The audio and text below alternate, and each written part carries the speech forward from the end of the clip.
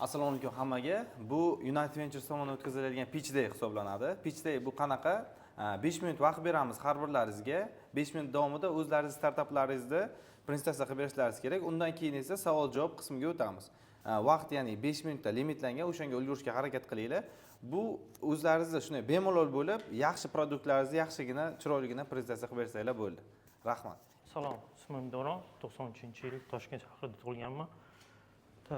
Karyeramni Micros Development kompaniyasida 2012-yilda как full stack developer bo'lib boshlaganman. 2014-yilda уже komanda yig'ishni o'ylaganman. Komanda yig'ib, уже outsourcega ishlashni o'ylaganmiz. Outsourcega zakazlar olib ishlashni boshlaganmiz. 2018-yilda уже Rossiyadan ham zakazlar olib proyektlar qilib berganmiz. O'sha paytda hozirgi IT Parkdagi Abdulhad Ko'chqarov o'sha paytda 2008-yilda Ground Zero'ni boshqarardilar. O'sha Kitas-Kitar go'damda o'shalar orqali o'sha paytda shos davlatlarining orasida startup konkurslar bo'lgan edi o'sha paytda. O'shanda O'zbekistondan 5 ta komanda bo'lib, 5 ta komandaning ichida biz ham bitta komanda bo'lib, o'zimizning bitta produktimiz bo'yicha, o'sha paytdagi ideya produktimiz bo'yicha borib kelgan edik. Keyin paytida 21-yilda ham Dubayga ozgina ishga chaqirishdi, 1-2 oy ishlab keldik, proyekt bo'lib. 24-yilda bizani komandamiz a'zosi Yuriy degan odam Dodo pizzaga chaqirishdi, call center bilan dastavkani yo'lga qo'yib bergan. Sal xunukroq ishlayapti, o'shanga ozgina yo'lga qo'yib bergan deyishdi. Keyin u o'rganib chiqsa, call centerda prozrachность yo'q.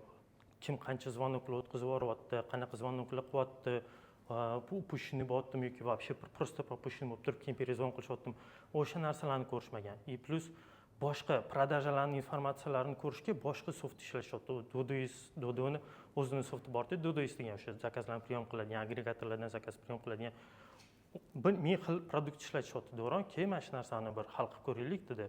O'shanda bizani produktimizni zachatichniy varianti Dodo pizzada ozgina boshladik.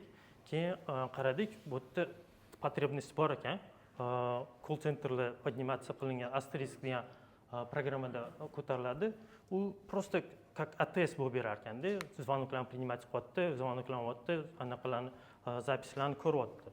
Но analitikasi yo'q, полноценный analitikasi yo'q. При этом еще mana bu yerda bizning produktimizda nima realizovat qildik? CRM bilan integratsiya qilgan holatiga продажалание анализировать qilib boradi. O'tgandek call center полный ishini ham ko'rib chiqadi. O'sha Dododa ham misol uchun основатели bitta xodimni o'ylagan, что yaxshi ishlayapti, ozgina zo'r ko'rsatyapti o'zini deb o'ylagan ekan. O'sha produktni qo'yib berganimizdan keyin rahmat kattakon, ko'zimni ochib berdinglar deyishdi. Keyin biz o'sha kichkina zachatichnisini Rossiya ham kattaroq qilaylik, полноценный produkt qilaylik deb Laysales Chopar pizzada ozgina ishladik shuni ustida. Полноценный mana shunaqa produkt qildik. И открытый liniya degan narsasi bor. Call center uchun o'sha Telegramda ham javob berib turish uchun klientlarga. Problemalar nima? O'sha aytganimizdagi полный слепота, analitikani ko'rishmayapti, просто ishlashyapti, как будто бы все работает, pullar kelyapti, unaqa bo'lyapti, zvonoklar bo'lyapti, o'shani ko'rishmayapti. На самом деле qanaqa ishlashyapti operatorlar, qanaqa zvonoklar bo'lyapti. 30% fragmentatsiya instrumentov deyilayotgani hammaga ko'ryaptimi? To'siqmaymanmi? Bu bir necha xil отдельный softlarni ishlatishga majbur bo'lishyapti hozir call centerlar. CRM отдельно ishlatishyapti, uni ishlatishyapti, analitikani ko'rish uchun har qayerga borishyapti-da, keyin bundoq qaysidir fikrga kelishyapti, qanaqa ishlayapmiz, nima qilyapmiz. И ценовая politika bo'yicha korporativniy proyektlar, korporativniy решениялар mana shu sohada ancha qimmat, то есть medium small businessga ancha qimmatli qiladi. Shunga biz nima berdik? Biz aytgandek zvonoklar bilan и prodajalarni bitta joyga yig'ib ko'rsatib berdik. Bu nima degani? Bu как раз ATS, o'zida turgan ATS, o'zida on-premise ATS, hozirgi O'zbekistonda ham, boshqa joylarda ham ko'rsanglar, o'zini ATSni ko'tarishadi. O'sha ATSga biz o'shandan voz kechgan holda emas, o'sha server o'ziga shunda o'rnatib beramiz, litsenziya qo'yib, o'rnatib beramiz. Hamma ma'lumotni сразу real time ko'raveradi. Beshomное наложение o'sha aytgandagi o'zida turgan o'sha infrastrukturasiga shunday tushadi. Keyin ценовая politika, bizda prozrачный ценовой politikasi bor. Tariflarimiz bo'yicha har bitta operatorga oyiga $5 to'lasa bo'ladi.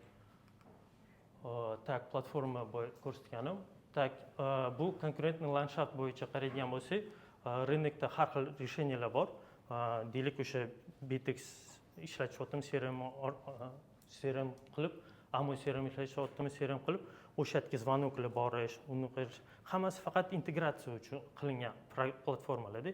Bunaqa kompleksni analizировать qilib, o'shanga yarasha operatorlarning ham bu yerda modeli bor.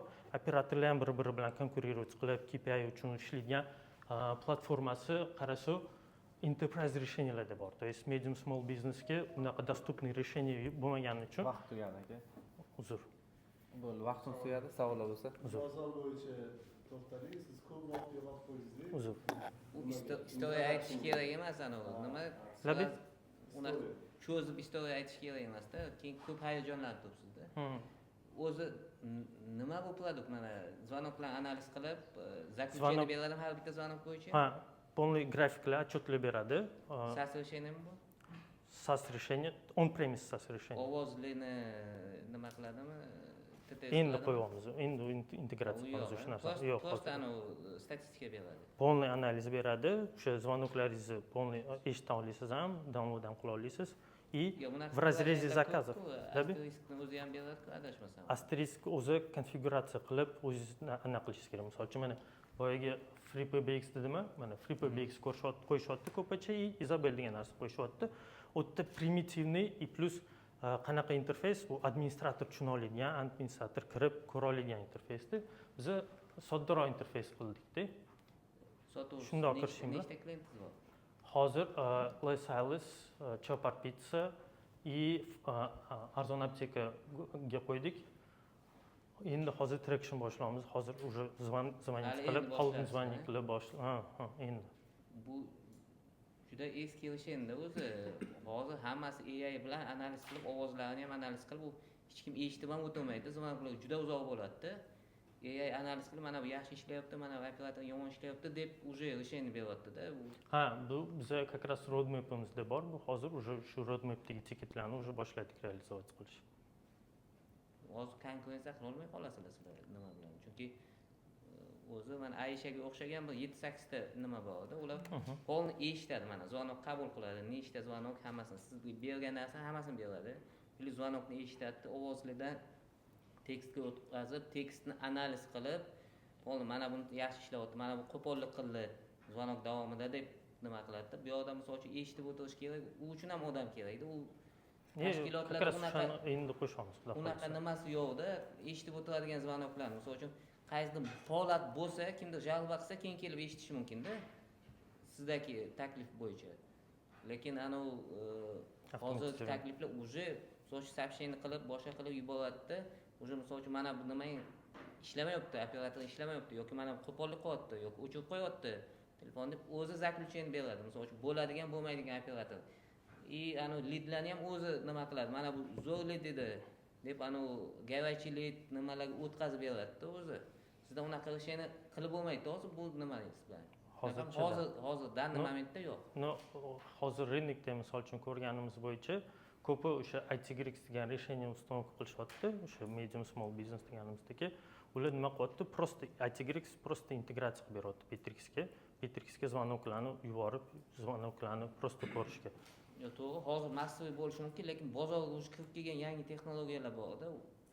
Sizlar 2-3 oydan keyin umuman nima qila olmay qolasizlar. Shef, yana bitta masala bor. Hamma. Medium small business deyapsiz-da.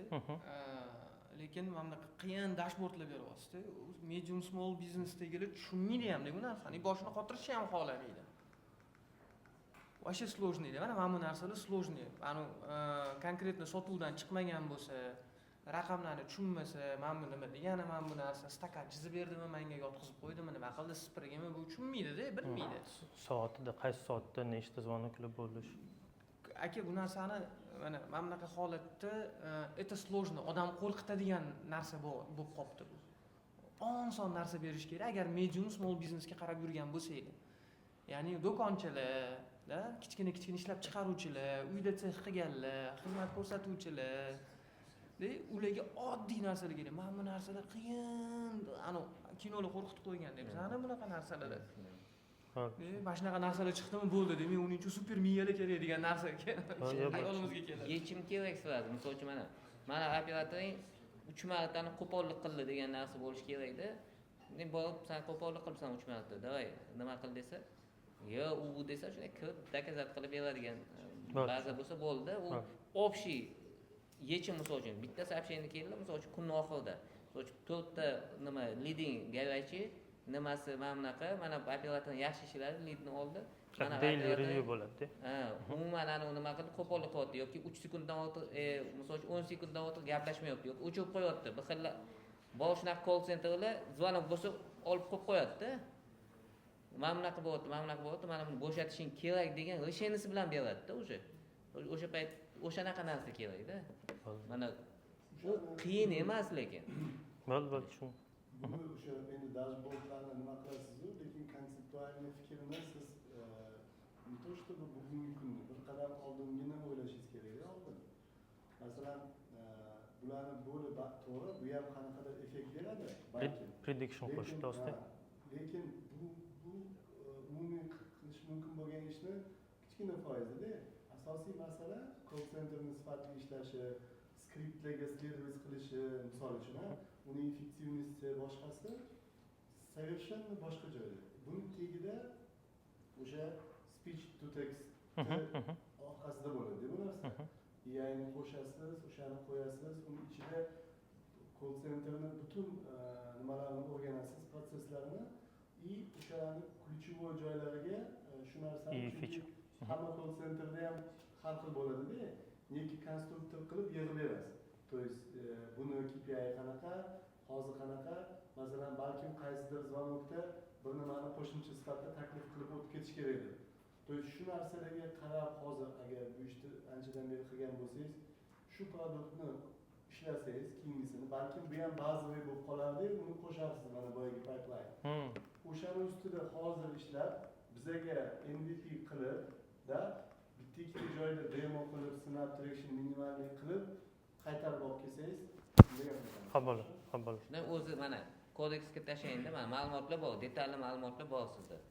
So'ch programma yozmasangiz, oddiy kodeksga tashlab, mana qilib ber, menga STT qilib ber, mana buni analiz qil, effektivностьni leadlarga ajrat, ana u garajchi lead, холодный lead, повторный telefon qilsa bo'ladigan, so'kkan, boshqa qilgan hammasini ajratib ber, mana shu toifalarga deb nima qilib bersangiz, sразу yozib beradi. Hozir вообще AI bilan Yo'q, o'zi biz ham kod orqali razraботка qilamiz hozir. Tushundim. Bo'lmasa men buni qo'shib, xudo xolasa yana kelar. Kelish kerak, 2 haftada qilib tashlasa bo'ladi. Bemalol qilib, klientlar esa mana u ko'rsa, ana u effektni, вообще ana rezultat boshqacha bo'ladi. Xudo xolasa. И SaaS решениеmi bu yoki nimami? Bu как раз именно on-premise SaaS решение, да, on-premise SaaS решение, то есть подпискали. Boyadagi, mana bitta tariflarni ko'rsatib qo'yganmiz.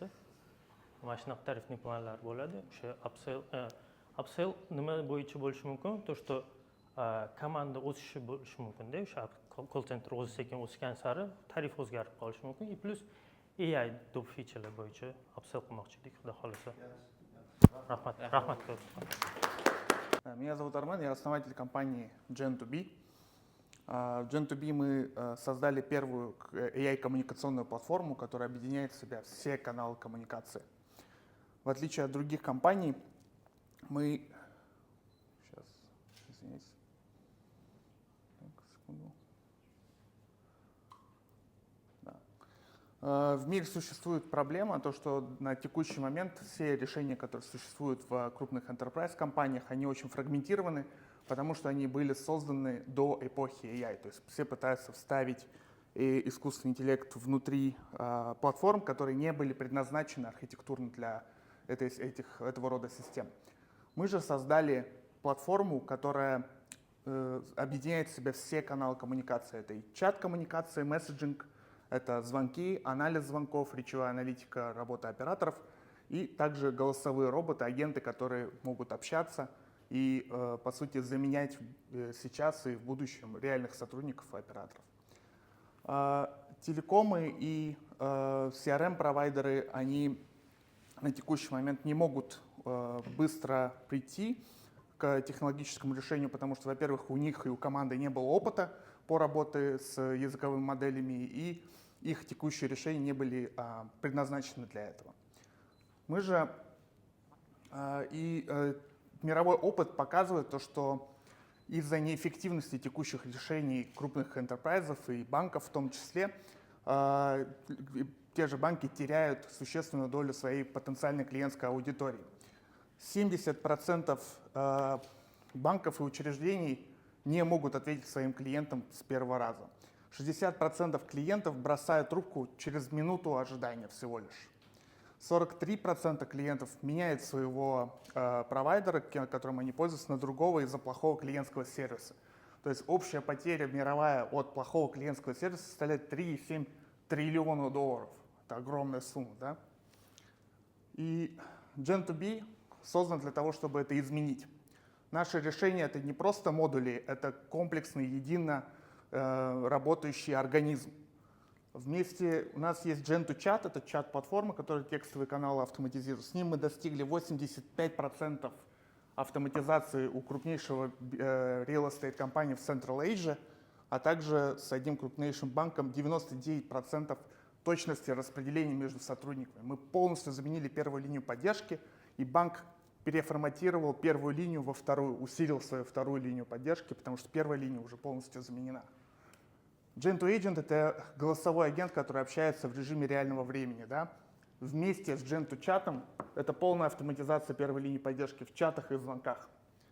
Gen2Call — это анализ звонков, он тоже здесь необходим, потому что с аналитикой чатов и звонков у вас 360 аналитиков. Вы можете создавать классификаторы, которые выявляют любые события в коммуникациях с вашими клиентами и привязывать действия по веб-хукам с любыми системами, неважно, это какими вы CRM пользуетесь, с внутренними банками. Любые сценарии вы уже можете RPA автоматизировать с помощью нашей системы. Да. Почему сейчас? Потому что сейчас вы знаете то, что и в регионе, где мы находимся, в Казахстане, в Узбекистане и в Армении, огромные ресурсы выделяются на развитие внутренней системы, внутренней экосистемы, AI. Выделяется очень большое внимание по сохранности данных, и использовать облачные LLM и решения уже нельзя, потому что по закону все это будет более ужесточаться. Наше решение full on-premise. Мы можем подключаться полностью на сервера, так как мы работаем и с государственным сектором, и с чувствительными секторами. Мы можем разворачиваться полностью на локальные GPU, если есть такая возможность. Так, что-то тут не грузится. Да, как я говорил, у нас платформа позволяет, с помощью нашей платформы мы можем автоматизировать полностью первую линию поддержки, мы этого уже добились. Мы можем деплоиться как on-prem, как cloud, как и интегрироваться внутри. 360 аналитика позволяет вам просто с личным ассистентом спросить любую аналитику, которая у вас есть, и вместо того, чтобы использовать интерфейсы, он вам даст точечную информацию. Да? Мы это называем talk to your data. У нас анализ эмоций, которые по речи понимают, что за эмоции у человека. Да? Умная маршрутизация, и самое главное, наша собственная инновация — это автоматическое обучение закрытых данных. Да, Sorry? Да. Перейдем к вопросу. Если есть вопрос. Давайте. Так, ну, наверное, здесь мы остановимся. Наверное, трекшн у нас сейчас 510 тысяч ARR, 42 тысячи ARR. На контрактах уже пройденные пилоты мы ожидаем еще 950 ARR. Это в Казахстане, да? Да. В Узбекистане какой-то? В Узбекистане мы запартнерились сейчас с Бита. Мы интегрируем наши системы и усиливаем вместе, дополняем AI. Также мы работаем сейчас с Устелекомом по интеграции, так же, как мы сделали с Казахтелекомом. У нас с Казахтелекомом заключено партнерство, как и с KCell. KCell — наше решение по white label по всему Казахстану мы сейчас уже начали продавать. Точно так же с Казахтелекомом мы делаем точно так же по их клиентам, но в то же время еще по государственному сектору мы работаем через Казахтелеком. На узбекском работаете? Да. На узбекском отвечаете? Мы на узбекском, если мы говорим про МСБ, если мы используем облачные модели, то да, он отвечает. С точки зрения самих моделей локальных, у нас, так как мы являемся первой компанией в Центральной Азии по разработке языковых моделей, мы первые начали вообще, в принципе, этим заниматься в нашем регионе, мы рассматриваем возможность создания узбекской языковой модели, маленькой, специализированной под real-time conversation. Все говорят, что они первые. Кто, интересно, первый? У нас информация по NVIDIA, потому что когда мы попали в NVIDIA Inception Program, нам директор региональной помета Wei Xiao, ее звали, она на нас вышла, захотела связаться со мной, потому что мы были первыми в регионе, нам об этом сообщила. По скрипту настраиваете или он реально в этом? Скриптов нету, то есть есть предыдущие голосовые, да? Да. Есть предыдущее поколение, это NLU, когда аудио воспроизводит, да? У нас этого нет. У нас вместо этого база знаний, причем база знаний у нас общая как для чатов, так и для голосовых агентов. И он общается, подключается к CRM, может заполнять карточку клиента. Можете демонстрировать? На узбекском. На узбекском пока нету. Вообще нет? Да, Не будет. отвечает он на узбекском. Пока что нет. А вот Узбектелеком, как вы определяете, если на узбекском языке он другой, будет работать AI? Или Это вопрос 1-2 месяцев.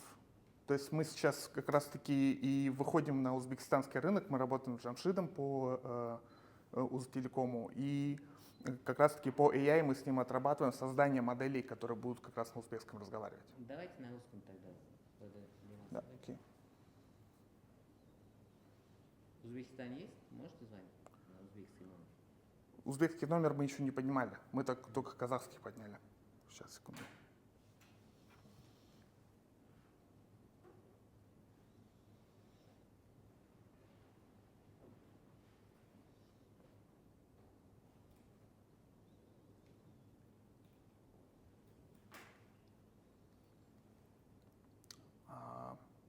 Что-то у меня тут не звонит.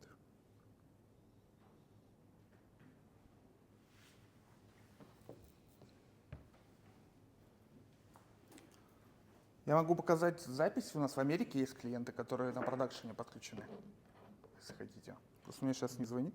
Ну, мы можем, да, потом уже проверить. Вы Да. можете остановиться на команде, да, кто вы это делаете, Мгм. и раунде.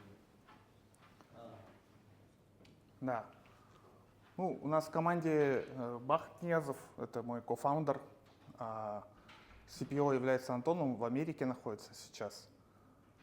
Андрей Беляев, он CTO, он практически с нуля все делал высокобезопасные системы, там, с ядерной системой по AI работал.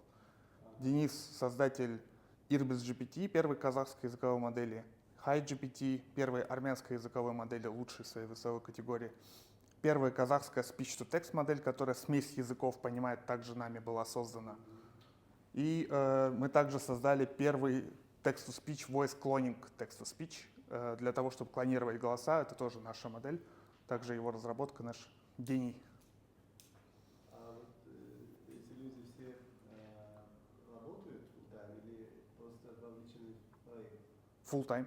Full-time работают, Да. Кроме Антона. Антон у нас part-time. По Америке. Антона и, наверное, кроме Бахат больше... Тоже много работы других. Бахат full-time. Больше, чем full-time. Отлично. Это не вся команда. У нас, конечно же, разработчиков у нас всего 14 человек сейчас.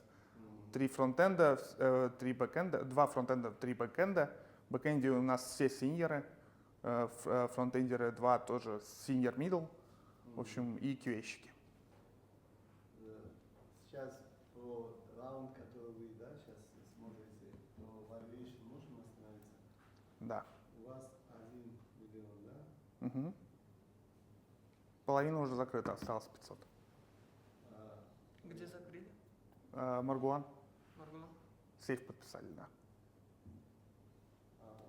Половина осталась, да? Угу. Есть у кого-нибудь commitment? Ну, мы близки с Алокой. Во вторник должны встретиться. Отлично. Условие было 50 ТМРР.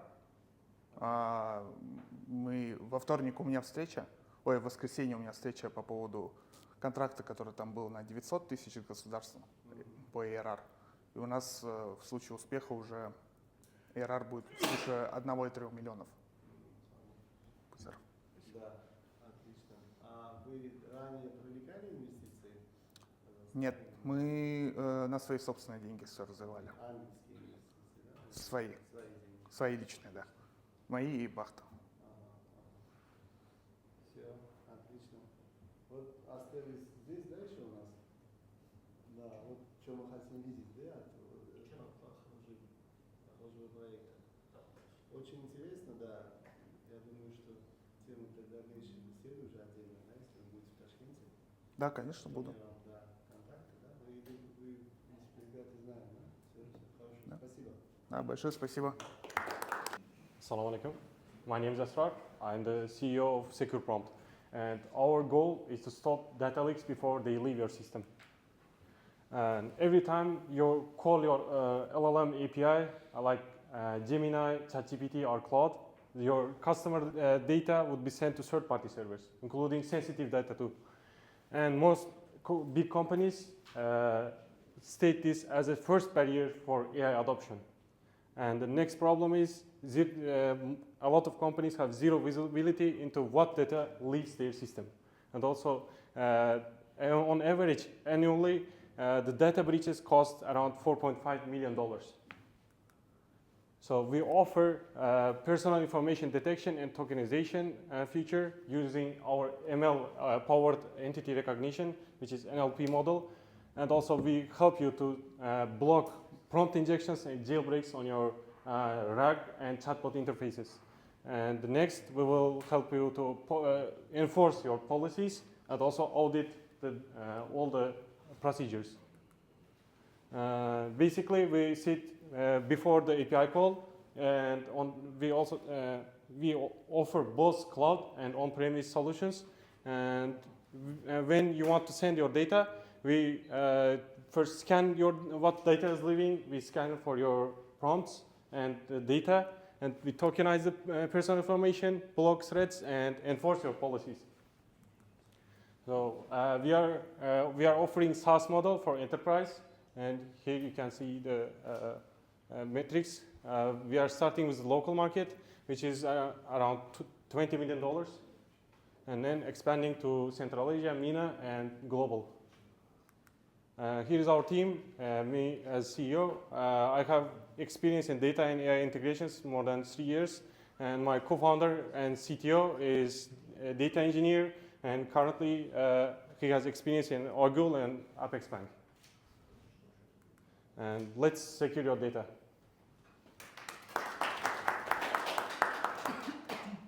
Hattada ishlatib ko'rdingizmi? Sotuv bormi? Hozir Testeri nimami? hozir MVP'ni kuryapmiz. И 4ta bank bilan gaplashdik, 4ta fintech kompaniyalar bilan. Click, Smartbank, Octobank и Zumrad nimasi bilan gaplashdik bilan. Amerikaga nima qilish boshladik. Email follow up qilish. O'zi kim bor shu sohada? Konkurentlaringizni o'rgandingizmi? Konkurentlarni o'rgandik. O'zbekistonda konkurentimiz yo'q. Globalda Ngirock AI bilan keyin Genkor degan startaplar bor ekan. Ular ham Genkor hozir ishlayapti, lekin Ngirock hali endi nima qilyapti. U ham endi sotuvga chiqyapti, launch qilyapti. Bo'lmasam MVP'ni qilishingiz kerak. Sinashingiz kerak, boyagi kontraktlarni qilib o'sha direction ko'rsatishingiz kerak. Balkim bizani akseleratorga yaxshi nomzod bo'lib bo'lishlari mumkin. Biz shunaqa nima qidiryapmiz. Ish proyektlar qaysiki hali tugamagan. Bu nimalarni ham, pitchlarni ham investorga orientatsiz qilish kerak.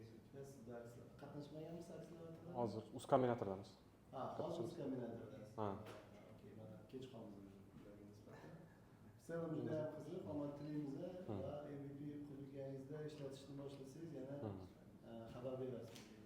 Endi bizlarga yordam kerak edi. Endi United Venturesda ko'p banklar endi совместно qurilgan. Shu banklar bilan aloqa qilishga, connection qilishga yordam bersalar yaxshi bo'lardi. Muammo yo'q, lekin shu baribir MVP'ni qurishingiz kerak bo'ladi. Keyin bir ikkita oddiy yordamxonada sinab ko'rishingiz kerak bo'ladi. Metrikalarni olib, keyin o'sha bankka borishingiz kerak. Chunki bankni bilasiz, uni ham nimalari ko'p, bezopaslik bo'yicha talablar ko'p, lekin albatta yordam beramiz. Rahmat. Assalomu alaykum hammaga. Men bugun sizlarga yor loyihamizni tanishtirmoqchiman. Har bitta agar ichingizda uylanganlar, turmush qurganlar bo'lsa kerak yoki bu xayol albatta xayolingizdan o'tgan bo'lsa kerak. Shuning uchun ham diqqat bilan eshiting, bu sizga kerakli produkt bo'lishi mumkin.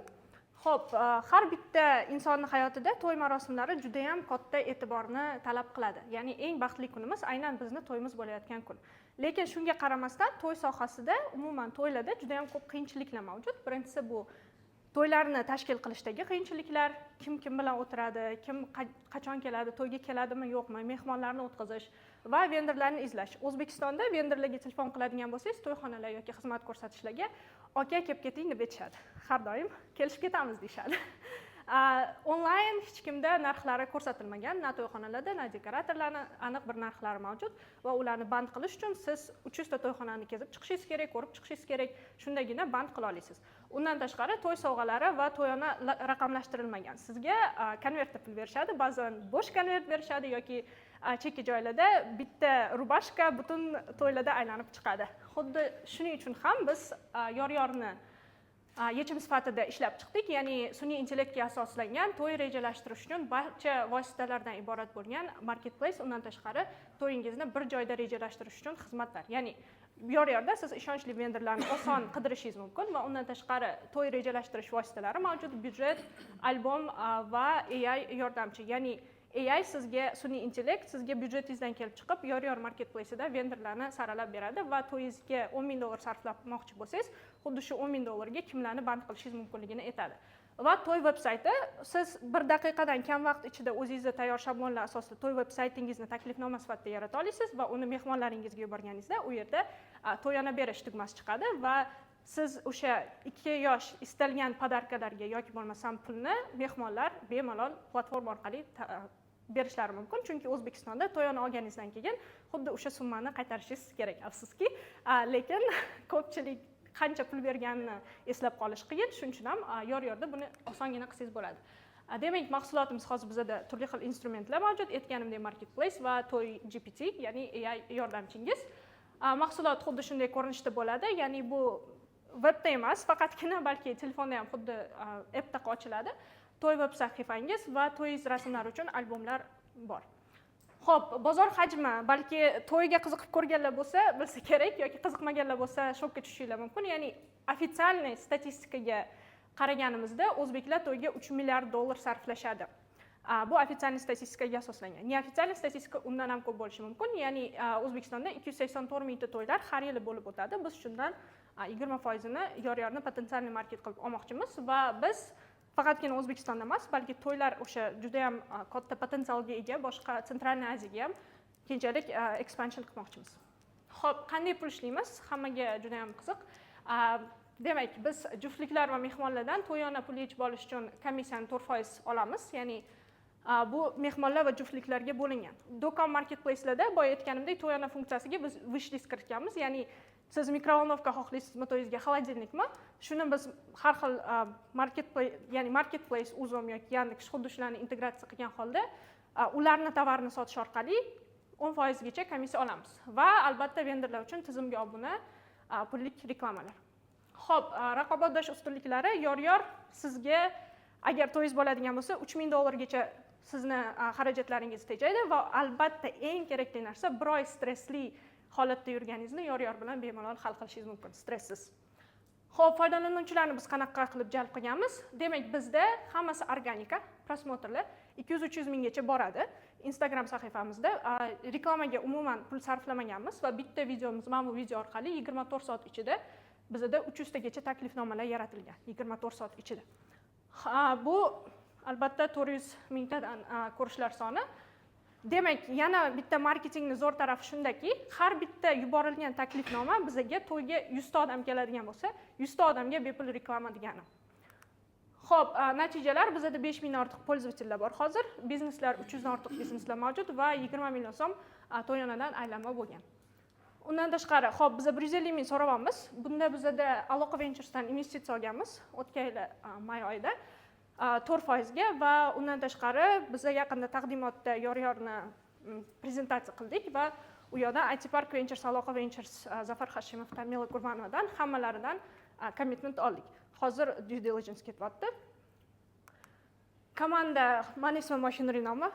Birinchi tanishtirmadim. Demak, men CEO man. Undan tashqari o'zimning blogim mavjud. Karyeris o'z 100 mingdan ortiq obunachilarim bor. Undan tashqari Google Airbnb bilan loyihalar qilganman.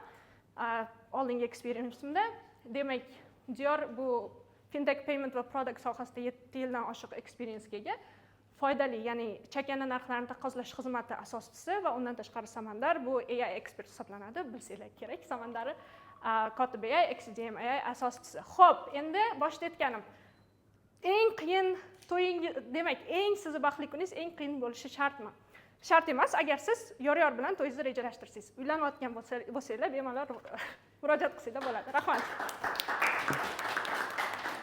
O'zingizga teganmisiz? Da. Aytdim-ku, o'zimning muammoyimdan kelib chiqib, men yor qilishga Co-founder edingizmi? shunaqa. Hop, juda yaxshi. O'zbekistonda juda katta pul ishlatiladi to'ylarga. Butun yer qadrini to'yga ishlatadi olib. Bozor kattaligiga shubham yo'q, lekin odatda bir marta o'ylanadi odam. Shuning uchun bu ma'noda LTV kichkina. LTV masalasida ma'lum bo'lishi mumkin, lekin bu o'ylanuvchilar soni ko'p bo'lgani uchun balkim buni hisobiga qoplanadi, lekin katta o'ylanayotgan narsa bizda baribir to'ylar, marosimlar ancha endi o'zgarayotgani bilan konservativlikcha qolganda, odamlar o'zini qotganidagi, masalan shu konvert yoki boshqadagi o'zgarishni xohlashi qiyin bo'lishi mumkin, yoki onlayn taklifnomalar shunaqa nimaga, masalan odamni uyiga borib chaqirish, bu faqatgina bildirish uchun emas, bu hurmat yuzasi boshqa gaplar bor deb aytdi. Lekin film juda qiziq. Agar уже 5 mingta user bo'lsa, demak qanchadir revenue ham bo'lishi kerak. 20 millionda. 20 million faqat to'yanalarmi? To'y hozir faqatgina pul ishlaydiganimiz to'yona. Endi savollaringizni birma-bir cover qilib chiqmoqchiman. 20 million umumiy aylangan pul. Da, umumiy aylangan pul. Bitta cover qilib chiqmoqchiman. O'sha aytdingiz LTV ni boya aytganlaridek, LTV ni biz ham o'ylaganmiz. Albatta odam bir marta uylanadi. Bizga naborot bir marta uylansa yaxshi, chunki biz o'sha baxt ulashmoqchimiz yoshlarga. Undan tashqari biz buni aloqa bilan ham gaplashganmiz. Umuman long term planlarimiz asosida butun nafaqat to'ylarni, yor event ekosistemani olmoqchimiz. Bu tug'ilgan kunlar, suyunchi pullari, o'sha LTV ni keyinchalik ham biz ham o'ylaganmiz, lekin unga bilasiz ko'proq investitsiya kerak bo'ladi. Bitta sohani yaxshiroq ushlaganimizdan keyin boshqa sohalarga, ya'ni boshqa marosimlarga ham shift qilmoqchimiz. Bu birinchi o'sha aytgan feedbackingizga. Ikkinchisi eslatib borsangiz. Ikkinchisi shu traditsionniy bunga hozir e'tibor bergan bo'lsanglar, juda ham ko'pchilik to'yga уже taklifnomani uyma-uy tarqatmaydigan bo'lgan. Hozir Telegramdan rasmga olib tashlashadi, agar e'tibor bergan bo'lsanglar. Zamon o'zgaryapti. Mana misol uchun oldin cashli sistema bo'lgan bo'lsa, O'zbekistonda kartani hech kim ishlatish xohlamagan. Karta qanaqadir kartaga o'tkazish paytida odamlar o'ylaganki, nima qilamiz, kartani ishlatib deganda, lekin hozirgi zamonga kelib, umuman kartasiz biz hayotimizni tasavvur qila olmaymiz. Aytmoqchimanki, ba'zi produktlar traditsion industriyaga kirib kelishi qiyin bo'ladi, lekin bir marta kirgandan keyin уже rivojlanib ketadi. Bizda ham O'zbekistonni o'ylab qaragan bo'lsak, hozirgi yoshlar уже tech savvy bo'lib ketyapti va shuni rivojlanganini ko'ryapmiz. Misol uchun foydalanuvchilarimizdan ham. Gapingiz to'g'ri, bu narsa qachondir o'zgaradi, lekin mana bugungi kunda to'y deganda faqat yoshlar emas, asosiy kattalar aralashgan bo'ladi. Hamma to'yda ключевой игрокlar, ota-onalar, o'sha nimalar bo'ladi, stavshiylar bo'ladi. Bu yoshlar hali ko'pincha pul topmagan bo'ladi, sponsor bo'lgandan keyin hal qiladi. И qanaqa bo'ladi? Taklif qilayotgan odamning ikkita toifasi bo'ladi. Bittasi sizdan kattaroq pokoleniya, ota-onalardan yoki yaqin hurmat talab. Ikkinchisi pastroq, jiyanlar, kursdoshlar, o'rtoqlar. Pastroqlarga okey, hammasi keladi. Lekin hamma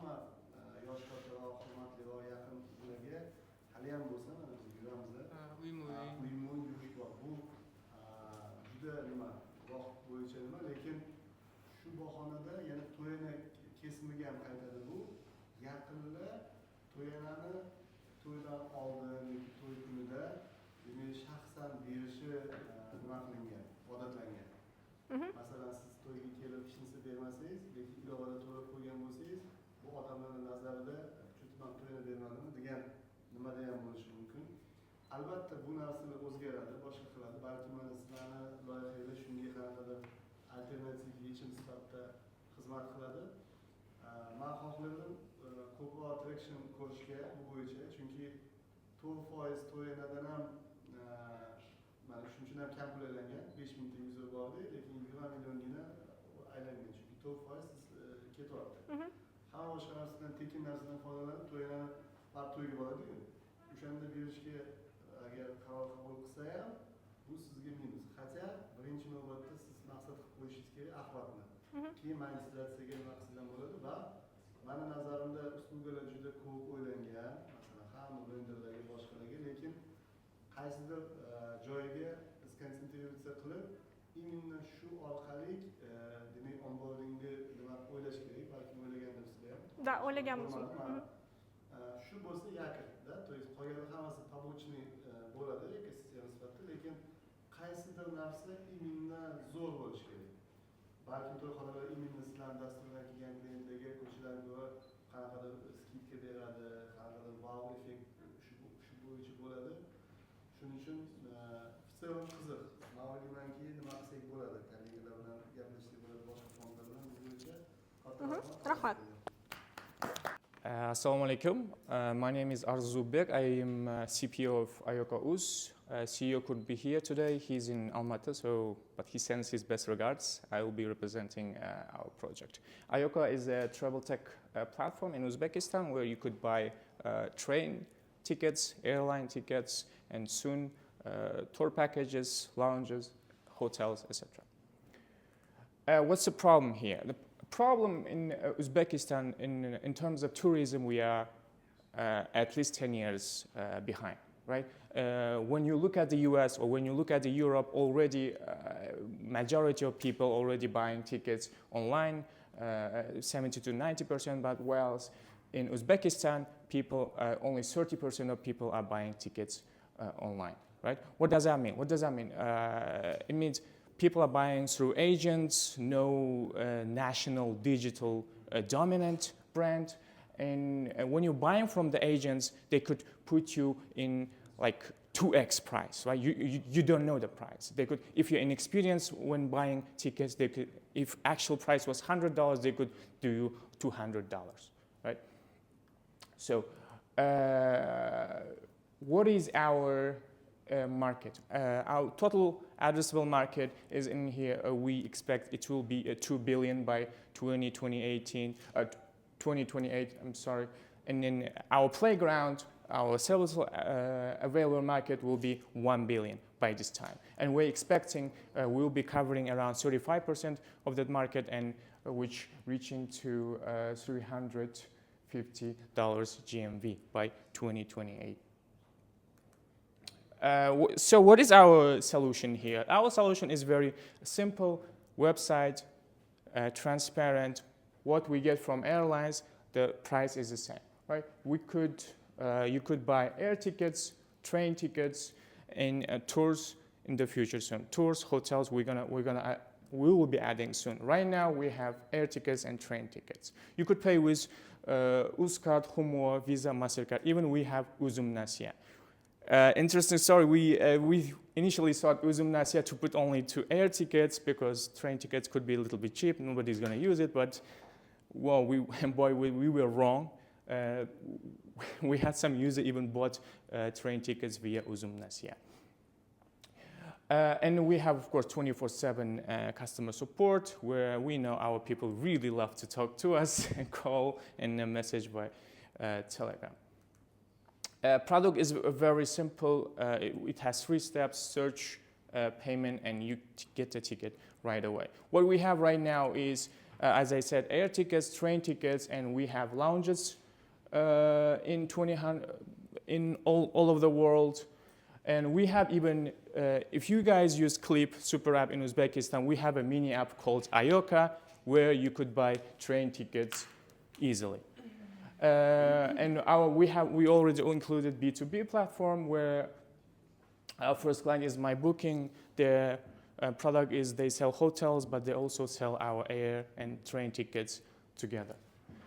We'll have mobile applications soon, and also we have right now is train tickets round trip, which I believe in Uzbekistan nobody offers that. Progress. Our progress. This is a seed round. Close to seed round and pre-seed round, we got investment from $100,000 from Uzcard Ventures. We're already residents of IT Park, and we have already our partners from like Uzbekistan Airways, Centrum Air, and our Uzbekistan Railways, our official partners as well. We also opened Fergana, our filial in Fergana, which has IT Park Zero Risk program, includes several benefits. What we do in Fergana is there are many populations that travel across the country and all over the world, and we could support them with our customer support. Traction. This is a traction from our MVP. We only sold 500 tickets so far. We didn't include any marketing, but we tried a little bit marketing in here, and you could see how it jumped, sales, how it jumped. Why us? Why us? Why it should be us? Because we already have national support from Uzcard Ventures, IT Park, and we have a very experienced team. Ayoka was born from Ayoka FinTech from Kazakhstan, which already operate in there, and yeah, our travel industry is also very, very fastly growing. Our business model is, our expected marginality in 2017 is 4.5% in air, almost 7% in train, etc. And Time is up. I'm sorry. Time is up. Time is up. Oh, okay. Okay, thanks. Если остановимся на конкурентах. Конкуренты. Our competitors are Aviasales and official airlines. What we differ from our Aviasales is, in Aviasales you cannot buy directly. All they have to do is they redirect to official sites, which is we found in our market and from our customers could be very uncomfortable, and even our customers called, hey, can you refund this ticket? Hey, where did you buy it? It's from Aviasales. Oh, I'm sorry. It was uncomfortable for them. Есть момент, у вас 2023 года информации, и сейчас этих проблем большинство не существует. То есть уже рынок решил эти проблемы, которые он вначале показал. То есть неправильная информация. Сейчас, в данный момент, некорректная. Why do you think the problem doesn't exist right now? Chunki men shu sohani yaqinda yopdim-da o'zim. O'zimni turfirmam bor edi. У меня была своя турфирма. Поэтому. На самом деле, это, конечно, очень удобное приложение, да? Весь мир пользуется, мы тоже пользуемся. Но есть очень сильные игроки, да? Как вы это сказали, Aviasales, сканер, да, допустим. А если брать гостиничный бизнес, это еще Booking, там есть Островок, там другие аналоги китайские, эти и как масштабируется при такой сильной конкуренции? Понятно, что у вас наверняка есть какие-то уникальные торговые предложения, то есть то, что вы улучшили. Но как вы, допустим, у меня вот стоит Aviasales, я почему должен поставить вас, и откуда я узнаю? Masalan, bizlar hamma platforma birga yig'ilgan, masalan, bizlarda nima bo'ladi? Tur paketlar ham bor, aviabiletlar, poyezdga biletlar, gostinitsalar bor. U Aviasalesda bo'ladimi? U yo'q. Birinchidan. Ikkinchidan, Aviasalesni podдержкасы. Masalan, u sizni boshqa saytga jo'natadi. Siz u yerdan olasiz, keyin bilmaysiz biletingiz qayerga ketdi. Bizlarga даже Aviasalesning klientlari qo'ng'iroq qilishdi. okey, men bilet oldim, qayerga bilmayman, pul nima qildi. Yo'q, bizlar 24/7 customer support nima qilamiz? Hamma platformalar sizlarga nima klientga umuman boshqa saytlarni tekshirib yurishga umuman hojat yo'q. Hammasi bir platformada ko'rasizlar, narxini solishtirasizlar va biletni olishinglar mumkin. Olgandan keyin ham problema bo'ldimi, сразу 24/7 customer support bizlar bilan bog'lashishingiz mumkin. Это очень классно, потому что вот действительно вы решаете проблему с вот этими непонятными моментами, которые люди до конца не умеют этого исправить. Но поймите еще одну вещь, когда вы будете масштабироваться, вы не сможете посадить 100, 200, 300 человек на колл-центр, да, то есть там будет такой большой. Авиасейлс, но не только он, да, какие-то большие проекты, они устроены так, что у них операционка не очень большая, ну, по всей видимости, именно в этом контексте. Из-за этого это один момент. Второй момент, понятно, что все в одном это удобно, с одной стороны. С другой стороны, человек одновременно и авиабилеты, и ЖД, и все на свете, ну, не всегда берет, да? То есть мне нужны ЖД-билеты. У нас есть Railway, предложение стоит. Я иду туда. Мне нужен авиабилет, я иду в другое место. Мне нужен турпакет. Я иду в третье место. Окей, нормально же это или как? Или вот реально люди, вы изучали такую боль, когда все должно быть в одном месте? Ha, shunaqalar birovlarga masalan sizga o'xshaganlar ko'p travel qilmaydiganlar yilda bir marta qiladi, okey, ne problema, aviakompaniya aviadan olaman, jidan. Lekin tez travel qiladiganlar ham bor, ularga o'sha charchaydi ular. Men bu yerda biz yig'ganmiz, Kazdev yig'ganmiz, qanaqa bo'l desa, menga yoqmaydi, bu saytni ochaman, buni ochaman, yoqmaydi. Hammasi bir joyda bo'lsa va и плюс рассрочка bo'lsa, например, o'zim nasiyanim qo'shganmiz, рассрочка bo'lsa, бывает, что деньги не хватает, да? Купил на o'zim nasiya, удобно. И ketaverishingiz mumkin. Mana shunaqa. Keyin ana customer supportga javob beradigan bo'lsam, men o'zim CPO man, Chief Product Officer. Biz уже bu 2026-yilning roadmapga qo'shganmiz. Hozircha bizlarda 5 ta odam customer supportda ishlaydi. Hozirgi ob'yemman. Lekin qanaqa masshtab qilamiz? Biz masshtab уже как Airbnb customer supportni nimasini olganmiz, o'zimizga как model qilib, o'shani AI sistemasini bizga уже planimizda bor. 26-yilga xudo xolasa bizlarga shuni integratsiya qilamiz. Biz endi kamp putешествие qilamiz. Lekin savolingizga javob olamadim baribir. Qanaqa qilib masshtabировать qilmoqchisizlar degan qilishmoqchi, mana loyihalar bor edi. Katta konkurensiya aviasaleslardan o'tib, men nimaga sizlarga o'tishim kerak, qanaqa qilib masshtabировать qilasizlar degan savolga siz ustunliklaringizni ko'rsatib berdingiz, lekin go to market qanaqa qilmoqchisizlar, o'shani kutayotgandim men javobini. Go to market как вы вообще представляете? То есть планируете, не представляете, а планируете. То есть как вы собираетесь долю рынка заиметь? Bu investitsiya olmoqchimiz, masalan, shu va marketga bu marketing orqali bu nimani jo'natamiz, bu investitsiyani. O'sha qilib qonli jangda bu. Bizlar to'g'ri aytdim, aviasales bizga konkurent dedim va lekin u bizga yordam ham beradi. Sababi hozir rynok onlayn olishni hammasi ham bilmaydi. Masalan, 50% bilmaydi. Bizga aviasales ham bo'lgani yaxshi, bizlar ham bo'lganimiz yaxshi, Uzairbase ham bo'lganimiz yaxshi, чтобы hammamiz birga odamlarni ongini onlayn bilet ola olishini singdirish, o'rgatishimiz uchun. Bu oldin investitsiya jalb qilganmisizlar? 100 ming Uzcarddan olgan. Qanaqa otsenkadan olgansizlar? 1 million, Hozir qancha otsenka qilasizlar loyihalarni? Hozir 500 ming so'rayapmiz. 5 million nimada? Yo'q, 6 so'rayapsizlar. Yozib agar to'g'ri bo'lsa. Yo'q, hozir nima bo'lishi kerak edi, boshqa edi.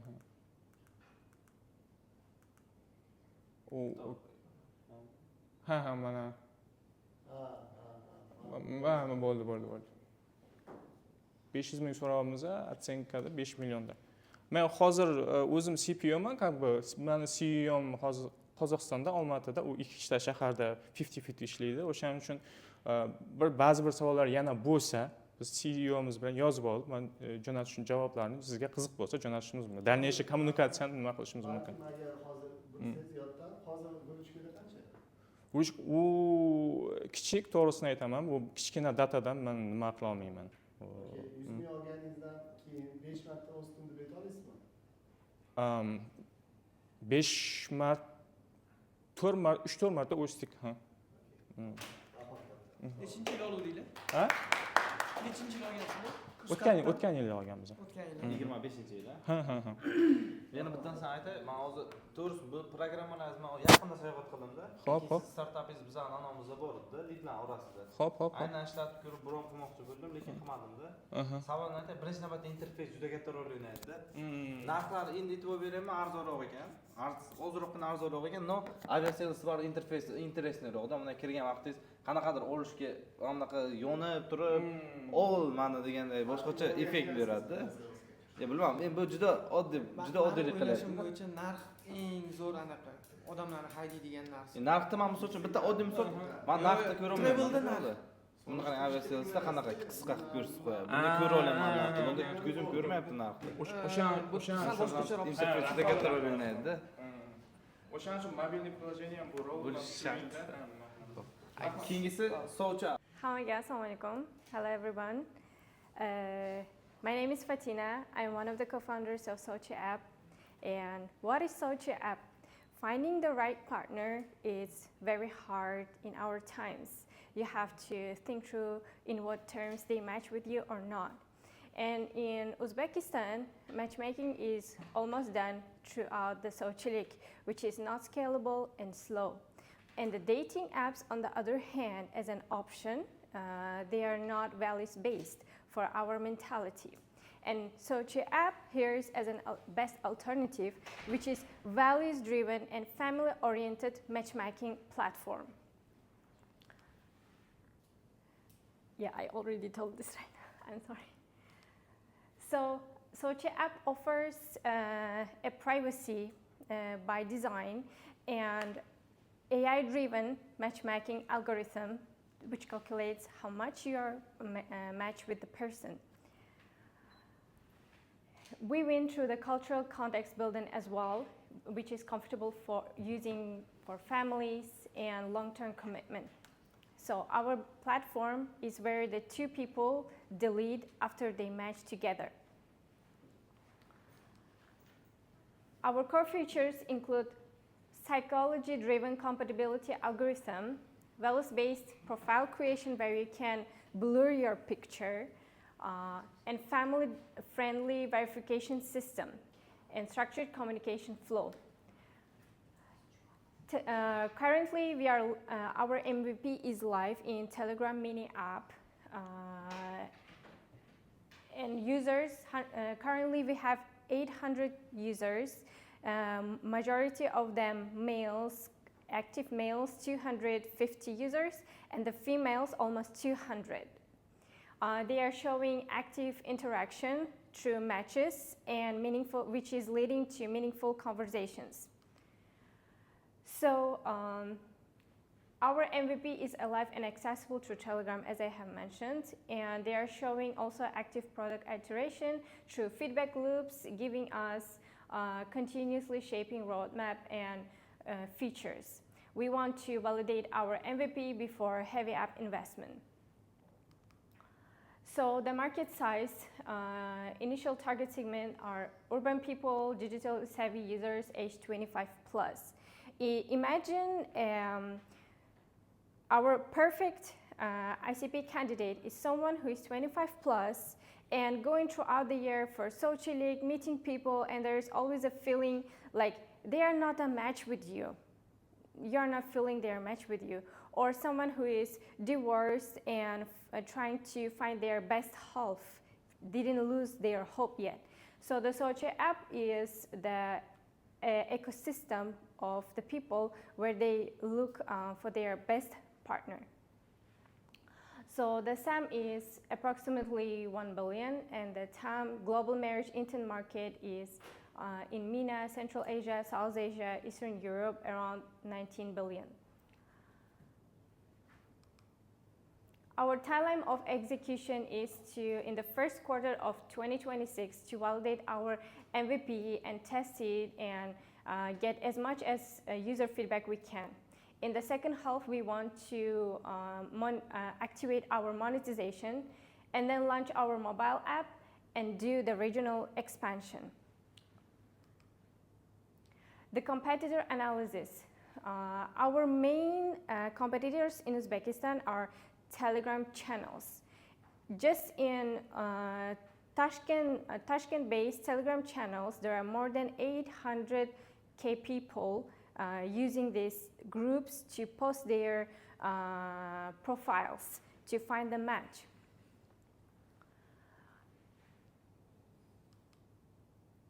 Our traction is showing more than 100 early users for the last months. Currently, it's already 800 users, as I have mentioned. 68% match rate and 42% conversion rates with the 4.8 user rating, which is satisfaction score from early adopters. So our business model, how we make money, it's through subscription and premium features. Why we win? Because we have cultural context in it, intent, serious intent, because you want to build your family here. And in the future, it includes family involvement. Imagine after 10 years, your children will not be knowing Sochilik probably. And Sochi app has the values, and the family involvement is also considered here. We ask for 500K seed for the marketing, sales, user acquisition, for the brand awareness, and of course, expansion to the whole country. Because we are building families, not feeds. So this is our professional team. Muradeka is our CEO and co-founder. He has 10 years of experience in IT and also one of the founders of Eurosoft Uz. Azeka is our chief marketing officer. We are having continuous feedbacks from Azeka, our marketing officer, and of course our senior advisor is Akmal Faiziyev. And me, Fatina, chief product officer. So yeah, this is where you can contact us. Thank you very much. What does family friendly mean? Family friendly means in the future, imagine your children will be looking for the partner online, not face-to-face or dating or Sochilik. So Sochi app will be having a special segment for the early, for people who are 18 plus, not 20 plus. So you can, as a father, you can track whether your children are getting the matches and who they are. Tansada Tinder degan narsa bor bilasizmi? Real Tinder borda, Tinder degan. Eshitgansiz-a? Yaxshi niyat bilan boshlangan sovchilar. Ha, yo'q, yaxshi niyat bilan boshlangan. No, baribir aniq aytaman, talab bu narsaga ko'proq-da. Tinderga bilsangiz kerak, qancha dollarlar pul to'laydi, eng katta pullantiradigan narsa. Ikki bittasini ko'rdim, sayt ham hali yo'q ekan-a? Faqat Telegramda. Akalar, bitta narsa, prosta bu bilan men o'zim qiynalganman. Hozir qiynalayotganlarni ko'ryapman. Sovchi masalasida, imенно qiz topish masalasida yoki bo'lmasa erga berish masalasida. Ikki masalalari, ikkinchi ro'zg'or qilish masalalarida siz biznes modelingizda bitta ko'rsatib yuboringda. Qani anaqa nech puldan sotmoqchisizlar? Nimani nech puldan? Monetizatsiya qanaqa bo'ladi? Okay, so our competitors paying from 120K SOM for a day for a single form to publish their profile. Hop. Telegram kanal kompetitorlarimizda kuniga 120 ming so'mdan odamlar o'z anketasini qo'yyapti. Bu 6 oy uchun $100 oshiq narx ham berishyapti. Ya'ni biz hozir anketani bepulga beryapmiz. Bizning MVP'mizda anketa joylash bepul, muloqotlar hammasi bepul qilib beryapmiz. bizga kelib aytishyaptiki, iltimos mana anketamni qo'yib beringlar, pul berishga tayyormiz deyishyapti. Nimadan pul ishlaysizlar? Subscription Kim to'laydi subscription? klientlarimiz, nomzodlarimiz. Yo'q, okey. Erkaklar, asosan erkaklar, ayollarga bepul. Anketa joylovchi. Bu nima emas. Nechi pul? Nechi pul? Gender ravensligiga to'g'ri. Gender to'g'ri kelmaydi. Nechi pul anaqa subscription taxminan? Taxminan 50 ming so'm. 50 ming so'm. Bilmayman, men вообще anaqa bu yerda katta pullar bor-da, aka. O'tingni. Bankingda juda katta pul, juda katta auditoriya bor. Aka, o'ziga kerakli odamlarni topib berish uchun 5 minglab, 10 minglab to'lashadi. Da. 5 ming dollar, 10 ming dollar to'lashadi. Просто ради информации. Kim bor, qayerda bor, qayerda turadi, adres, oyisini telefoni, o'sha narsalarni olish uchun odamlar 5 mingdan 10 minggacha to'laydi. Endi u отдельный kategoriyada ishlaydi. O'zi umuman aytmoqchi bo'lganim, juda качественный informatsiya bo'ladi. Gaplar bilan, surishtiruvlar bilan. 50, misol uchun 50 ming yoki bo'lmasa o'sha хотя бы kompetitorlaringlardan azizgina arzonroq bo'lish kerak deb o'ylayman. Sizlar voshi pastga tashlab yuboribsizlar narxinglarni. Boshlang'ich uchun yomon narx deb o'ylamayman, chunki hozirgida bizani profaylimiz verifikatsiyadan o'tadi, ya'ni inson haqiqiyligi haqida. Keyinchalik bitta klient Sochi app tomonidan bir nechta verifikatsiya jarayonida o'tadi. Masalan, profildan tashqari biz ularni o'quv joyini, ish joyidan, masalan, oila haqidan gaplashib, servis qilib beramiz. Endi bu yerda qisman baribir One ID bilan unaqa chuqurlashib ketmaslik kerak, chunki odamlar nimalarda ham bo'lishi mumkin, какой-то поискlarda yoki nimalarda qanaqadir afishироваться qilgisi kelmaydi, может быть, rasmini ham hamma qo'ymaydi, bilasizlar. Da. Shuning uchun в целом bu mayda masalalar, bu tema для обсуждения, развития paytida subscription feesi qanaqa bo'ladi, tekin bo'lsa ham yillab tekin bo'lishi mumkin. Keyin qanaqadir monetizatsiya bo'lishi mumkin. It's okay, muammo bunday emas. Muammo hozirgi raundingizda. Oldin olganmisizlar investitsiya? Yo'q. Olmagansiz. Birinchi marta MVP'ingiz bor. Qancha bo'ldi proyekt boshlanganiga? 2 oycha bo'ldi. 2 oy oldin proyekt boshladinglar. Akmal Fayziyevni olib keldinglar, big name, zo'r, super. Senior advisor. Raundda demak 500 ming olmoqchisizlar. Da.